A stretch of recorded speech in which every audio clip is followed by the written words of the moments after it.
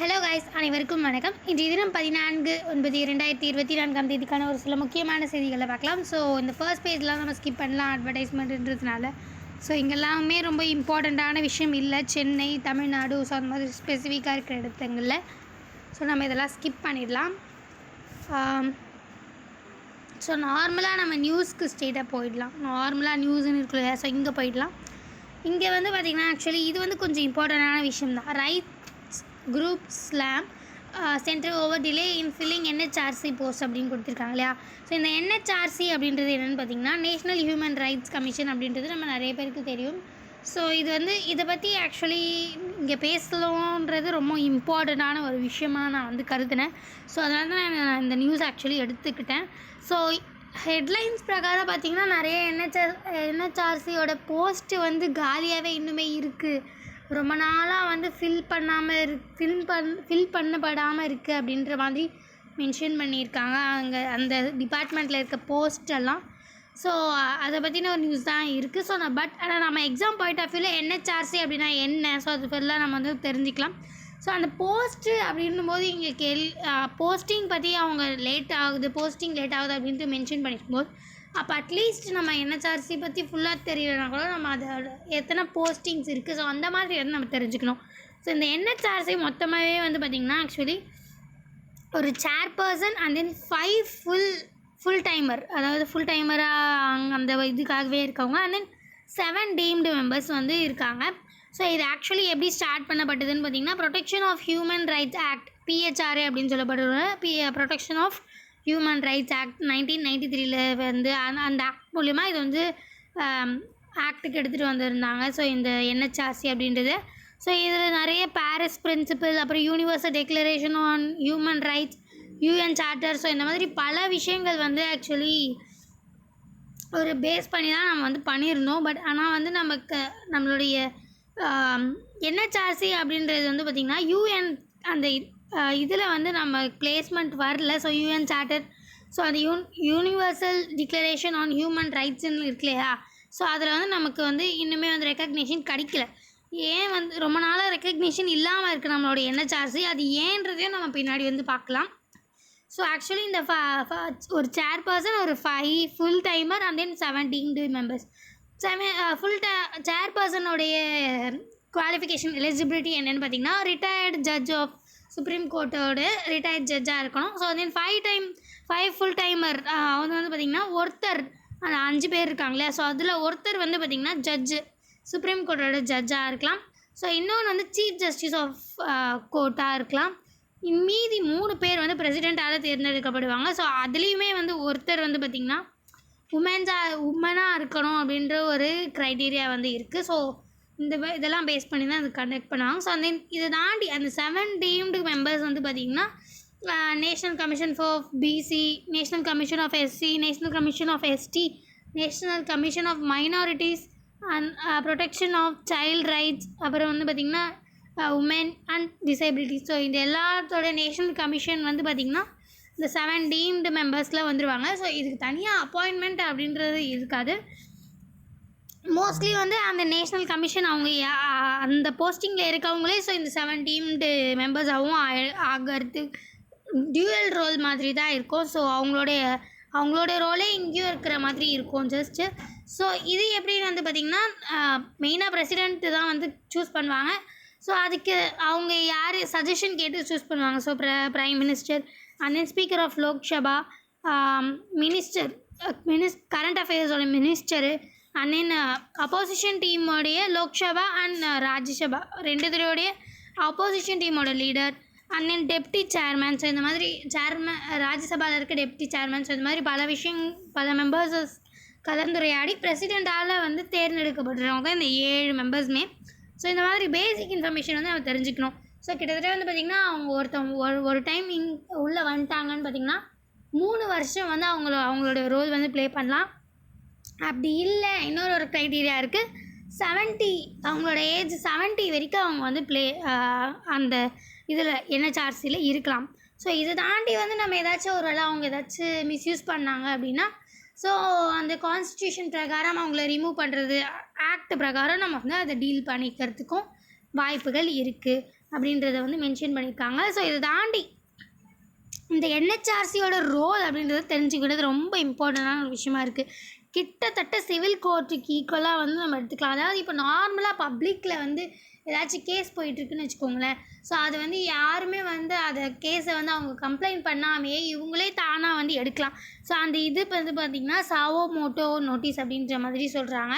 So அதாவது அவங்களே வந்து பப்ளிக்கில் ஏதாச்சும் ரொம்ப பெரிய இஷ்யூவாக போச்சுன்னா அவங்களே அதை கம்ப்ளைண்ட்டாக எடுத்து அதை என்கொயரி பண்ணி அதை ரிப்போர்ட்ஸ் கலெக்ட் பண்ணி தென் அந்த சஜஷன் அதுக்கு என்ன பண்ணலாம் அப்படின்ற சஜஷன்ஸ் வந்து ஹியூமன் ரைட்ஸை வந்து இன்க்ரீஸ் பண்ணுறதுக்கான சஜஷன் பார்லிமெண்ட்க்கு வந்து கொடுப்பாங்க. ஸோ அந்த எல்லா ரைட்ஸும் வந்து இந்த என்ஹெச்ஆர்சி கிட்டே இருக்குது. ஸோ பட் ஆனால் நம்ம இதுக்கு முன்னாடி சொன்ன மாதிரியே இந்த யூஎன் பாடியில் வந்து பார்த்திங்கன்னா நம்மளோட அதாவது இந்த யூஎன் சார்ட்டர் அதில் வந்து நம்மளுடைய என்ஹெச்ஆர்சி அப்படின்றது இடம் பெறலை. ஏன்னு வந்து பார்த்திங்கன்னா அதில் க்ரைட்டீரியாவில் இண்டிபெண்ட்டாக இருக்கணும் என்ஹெச்ஆர்சி அப்படின்றது. அண்ட் தென் டிரான்ஸ்பரண்ட்டாக இருக்கணும், ரெப்ரசன்டேஷன் வந்து இருக்கணும் அப்படின்றது தான் அவங்களோட மெயினான ரூல். பட் ஆனால் நம்மளோட என்ஹெச்ஆர்சி வந்து பார்த்திங்கன்னா இண்டிபெண்ட்டுன்னு இருக்கு இல்லையா. ஸோ அதுவுமே வந்து பார்த்திங்கன்னா ஆக்சுவலி கொஞ்சம் லைட்டாக வந்து எக்ஸிக்யூட்டிவ் சைடுக்கு வந்து சாயிறாங்க. லைக் நிறைய ப்ரைம் மினிஸ்டர் அவங்களுக்கு தெரிஞ்ச ஆட்களே வந்து வர்றது அது நிறையவே வந்து பண்ணுறாங்க. லைக் நார்மலாக வந்து எப்போவுமே பண்ணுற மாதிரி வந்து நார்மலாக செலக்ட் பண்ணுறது வந்து கிடையாது அப்படின்ற மாதிரி வந்து குறிப்பிடப்படுறாங்க.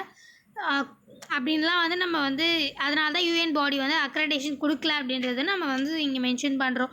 ஸோ அதே டிரான்ஸ்பரண்ட் அப்படின்றது வந்து பார்த்திங்கன்னா அவ்வளோ ஸோ அதனால் அவ்வளோ டிரான்ஸ்பரண்ட்டாக நடக்கல, இண்டிபெண்ட்டாகவும் இல்லை. ஸோ அண்ட் தென் நிறைய எப்படி சொல்கிறது, இப்போது பாருங்கள் நார்மலாக கிட்டத்தட்ட போஸ்டிங் வந்து பார்த்திங்கன்னா இப்போ நார்மலாக கரண்ட்டில் வந்து ஒரே ஒரு உமன் மட்டும் தான் இருக்காங்க. சேர்மேனுமே வந்து பார்த்திங்கன்னா வேக்கண்ட்டாக தான் இருக்குது. மீதி அந்த 5 மெயின் மெம்பர்ஸில் ஒரு உமன் மட்டும்தான் இருக்காங்க. அவங்க தான் இப்போ ஆக்டிங் சேர்மேனாகவும் இருக்காங்க. மீதி 4 பேர் இங்கே அண்ட் தென் ஒரு சேர்மேன் போஸ்டிங் மொத்தம் 5 மெயின் போஸ்டிங்கே வந்து வேக்கண்ட்டாக இருக்குது. ஸோ இது தாண்டி டீம்டு அப்படின்றது நார்மலாக தான் அவங்களுக்கு வந்து ஒரு இது கிடச்சிருச்சுன்னா ஸோ அவங்க அதையுமே பண்ண போகிறாங்க இதையுமே பண்ண போகிறாங்க. பட் ஆனால் இந்த மெயின் மெம்பர்ஸு சேர்பர்சன் மொத்தம் இந்த 6 பேரில் ஒருத்தர் தான் வந்து இருக்காங்க அப்படின்னு பார்த்துக்குவோம். கிட்டத்தட்ட மீதி 5 போஸ்டிங் வேக்கண்ட்டாக இருக்குது. ஸோ அதுதான் வந்து இங்கே குறிப்பிட்டிருக்காங்க. அவங்க வந்து ரொம்ப டிலே ஆகிட்டுருக்கு ஃபில்லிங் என்ஹெச்ஆர்சி போஸ்ட் அப்படின்றது தான் இங்கே மென்ஷன் பண்ணியிருக்காங்க. ஸோ மற்றபடி வேறு எதுவும் இங்கே இம்பார்ட்டண்ட்டாக இல்லை. ஸோ இங்கே வந்து பார்த்திங்கன்னா ஆக்சுவலி இது டிஆர்டிஓ பற்றி சொல்லியிருக்காங்க. ஆக்சுவலி இப்போ ரீசெண்டாக டிஆர்டிஓ வந்து ஒரு லைட் டேங்க் ஜொராவார் அப்படின்ற நேம் கொண்டு லைட் டேங்க் வந்து ஒன்று ப்ரிப்பேர் பண்ணியிருக்காங்க. ஸோ இது நிறைய இந்த ஹிமாலயன் ரீஜியஸில் அதான் மெயினாக இந்த ஹிமாலயன் பார்டர்ஸ் பாகிஸ்தான் ஒட்டி இருக்கிறது, சைனா ஒட்டி இருக்கிறது, இந்த மாதிரி இடங்கள்லாம் இது ரொம்ப யூஸ்ஃபுல்லாக இருக்கும் அப்படின்றது எதிர்பார்க்கப்படுது. ஸோ இவங்க கூட வந்து லார்சன் அண்ட் டவுப்ரோ அப்படின்ற ப்ரைவேட் கம்பெனி அண்ட் டிஆர்டிஓ 2 பேரும் ஒன்றா சேர்ந்து தான் வந்து இது பண்ணிகிட்ருக்காங்க அப்படின்றதையும் வந்து நான் இங்கே மென்ஷன் பண்ண விரும்புகிறேன். ஸோ அவள் தான் இதில் அவ்வளோ ரொம்ப இம்பார்ட்டண்ட்டாக எதுவும் இல்லை. ஸோ மற்றபடி இங்கே ஆக்சுவலி இதை பற்றியுமே நம்ம தெரிஞ்சுக்கணும். Port Blair to be renamed Sri Vijayapuram says Amit Shah அப்படின்னு சொல்லியிருக்காங்க. ஸோ இது ஒரு மிகப்பெரிய ஒரு வெற்றி அப்படின்னு கூட சொல்லலாம் பிரதமர் மோடி அவர்கள் பீரியடில். ஸோ அதாவது அந்தமான் அண்ட் நிக்கோபார் அப்படின்றது நம்ம எல்லாருக்குமே தெரிஞ்சிருக்கும். நம்மளுடைய ஐலாண்ட் நம்ம இந்தியாவுக்கு பக்கத்தில் இருக்க ஐலாண்ட். ஸோ அவங்க வந்து பார்த்திங்கன்னா ஆக்சுவலி அந்தமான் அண்ட் நிக்கோபார் அப்படின்றது தனியாக இருந்தாலுமே ஹிஸ்டாரிக்கலாக நம்மளுடைய லேண்டை ஒட்டி தான் வந்து நம்மளுடைய லேண்ட்லேருந்து நிறைய ப்ராக்டிஸ்லாம் வந்து அங்கே நிறைய அவங்களுடைய கலாச்சாரம் அந்த மாதிரி பல விஷயங்கள் வந்து நம்மள மாதிரியே தான் இருக்கும். கிட்டத்தட்ட நம்ம இந்தியா மாதிரியே தான் இருக்கும். ஏன்னா வந்து பார்த்திங்கன்னா சோலாஸ் தான் கிட்டத்தட்ட அங்கேயுமே வந்து ஆட்சி செஞ்சுட்டு இருந்தாங்க அப்படின்னு வந்து எதிர்பார்க்கப்படுது. ஏன்னா இந்த சோலாஸோடைய இது வந்து பார்த்திங்கன்னா கிட்டத்தட்ட Andaman and Nicobar and then அதை தாண்டி இந்தோனேஷியா, ஸோ அந்த சைடு எல்லாமே சவுத்து கிட்டத்தட்ட அந்த பக்கம்லாம் கூட கவர் ஆன மாதிரி மென்ஷன் பண்ணியிருக்காங்க. ஸோ அதனால் வந்து ரொம்ப நாளாக இந்த போர்ட் பிளேயர் அப்படின்ற ஒரு நேமை வந்து ஸ்ரீ விஜயபுரம் அப்படின்ற மாதிரி மாற்றுறதுக்கான நிறைய வந்து ட்ரை பண்ணிகிட்டு இருந்தாங்க. ஸோ இப்போ அது வந்து எக்ஸிக்யூட் பண்ணியிருக்காங்க அப்படின்றத வந்து மென்ஷன் பண்ணியிருக்காங்க. ஸோ இது மூலிமா அந்த கொலோனிக்கல் லீகசி அங்கே வந்து நிறைய இந்த மாதிரியெல்லாம் விஷயங்கள்லாம் வந்து நம்ம அதில் வந்து எஸ்கேப் ஆகிருக்கோம் அப்படின்ற மாதிரி மென்ஷன் பண்ணியிருக்காங்க. ஸோ இனிமேல்ட்டு வந்து பார்த்திங்கன்னா அங்கே இருக்க அதாவது அந்தமான் நிக்கோபாரில் இருக்க போர்ட் பிளேயர் அப்படின்றது வந்து ஸ்ரீ விஜயபுரம் அப்படின்னு தான் வந்து அழைக்கப்பட போகுது. ஸோ அதை பற்றி தான் வந்து மென்ஷன் பண்ணியிருக்காங்க. ஸோ மற்றபடி வந்து பார்த்திங்கன்னா இங்கே வேறு எதுவும் இம்பார்ட்டண்ட்டாக எதுவும் இல்லை. ஸோ அதனால் நான் ஸ்கிப் பண்ணிவிட்டேன். இங்கே ஆக்சுவலி இங்கே வந்து பார்த்திங்கன்னா இது வந்து கொஞ்சம்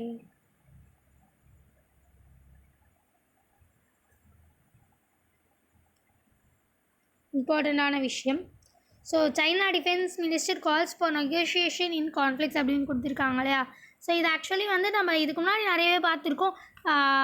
டைலாக்ஸ் அப்படின்றது நிறையவே நடக்கும். அதாவது சிங்கப்பூரில் வந்து பார்த்திங்கன்னா ஷங்க்ரீலா டைலாக், நம்ம இந்தியாவிலுமே வந்து டெல்லியில் வந்து ரைசீனா டைலாக் அப்படின்றது இதுக்கு முன்னாடி நடந்திருக்கு. அண்ட் தென் ஜெர்மனி, யூரோப்பில் இருக்க ஜெர்மனியில் முனிச் கான்ஃபரன்ஸ் அப்படின்னு ஒன்று நடந்திருக்கு. ஸோ இதெல்லாமே வந்து பார்த்திங்கன்னா கான்ஃபரன்ஸுன்னு சொல்லலாம். ஸோ இல்லைன்னா வந்து நமக்கு இது ஏற்ற மாதிரி சொல்லிக்கலாம். சிம்போசியம் சொல்லலாம், கான்ஃபரன்ஸ் சொல்லலாம், ஏதோ ஒன்று. பட் ஆனால் இது எல்லாத்தையும் மூலயமா என்ன நடக்குதாங்கன்னு பார்த்திங்கன்னா, இருக்கிறதுலே ரொம்ப நிறைய மிகப்பெரிய பவர்ஸ், நிறைய கண்ட்ரீஸில் இருக்கிற பிரசிடெண்ட், ப்ரைம் மினிஸ்டர்ஸ் அந்த மாதிரி பல பேரை வந்து இணைக்கிறதுக்கான ஒரு பிளாட்ஃபார்மாக வந்து அதை அமைக்கிறது தான் வந்து பார்த்திங்கன்னா இந்த டயலாக் அப்படின்றது. ஸோ நம்ம இது சிம்போசியம்னு எடுத்துக்கலாம், இல்லை கான்ஃபரன்ஸ்னு எடுத்துக்கலாம். ஸோ இந்த மாதிரி நிறைய நம்ம இந்தியாவில் வந்து பார்த்திங்கன்னா ரைசீனா டைலாக் அப்படின்றது டெல்லியில் வந்து நடைபெற்றிருக்கு. ஸோ இந்த மாதிரியே இப்போ சைனாவில் வந்து நடக்க போது ஸோ ஜியாங்ஷான் ஃபோரம் அப்படின்ற வந்து இது ஒரு டிப்ளமேட்டிக் ஈவெண்ட் அப்படின்னு சொல்லியிருக்காங்க. ஸோ இதில் நிறைய Pakistan, Russia, Myanmar, Singapore, Iran, Germany, so இந்த மாதிரி பல கண்ட்ரீஸ் வந்து பங்கேற்றிருக்காங்க. ஸோ அதை பற்றின ஒரு இன்ஃபர்மேஷன் தான் இதில் கொடுத்துருக்காங்க. ஸோ மற்றபடி ஸ்போர்ட்ஸில் அவங்களும் அவ்வளோ எதுவும் இம்பார்ட்டண்டான விஷயம் இல்லை. ஸோ ஃபைனலி மீண்டும் நாள் இந்த மாதிரி முக்கியமான செய்திகளோடு சந்திக்கலாம். இந்த வீடியோ உங்களுக்கு பிடிச்சிருந்தா லைக் பண்ணுங்கள், மற்றவங்களுக்கு யூஸ்ஃபுல்லாக இருக்குன்னு நினச்சிங்கன்னா ஷேர் பண்ணுங்கள், சப்ஸ்கிரைப் பண்ணுங்கள், பக்கத்தில் இருக்க பெல் ஐகானை கிளிக் பண்ணுங்கள். நன்றி, வணக்கம், மீண்டும் நாளை சந்திப்போம்.